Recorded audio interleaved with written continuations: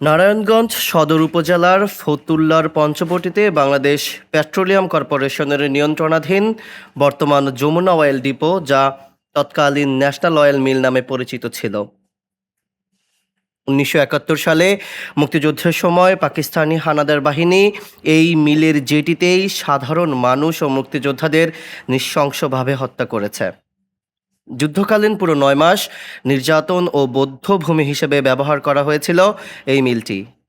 নির্যাতনের পর হাত পা বেঁধে মানুষকে বুড়িগঙ্গা নদীতে ফেলে দেওয়া হতো। পচে ফুলে বহু লাশ নদীতে ভেসে উঠেছে সে সময়।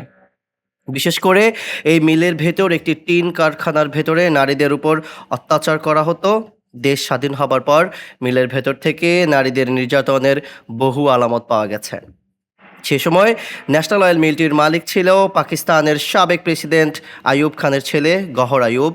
বর্তমানে মিলটির একপাশে বধ্যভূমি লেখা সাইনবোর্ড রয়েছে।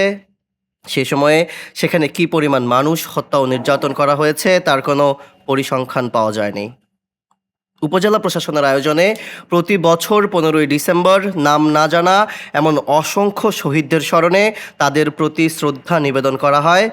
নারায়ণগঞ্জ জেলা প্রশাসক ডিসি রায়হান কবির, জেলা পুলিশ সুপার মিজানুর রহমান মুন্সি ও বাংলাদেশ মুক্তিযোদ্ধা সংসদ নারায়ণগঞ্জ জেলা ইউনিট কমান্ডার আহ্বায়ক বীর মুক্তিযোদ্ধা মোহাম্মদ আলী সহ জেলার সমস্ত মুক্তিযোদ্ধারা ১৫ই ডিসেম্বর ২০২৫ তারা বধ্যভূমি স্মৃতিস্তম্ভে পুষ্পস্তবক অর্পণ করেন।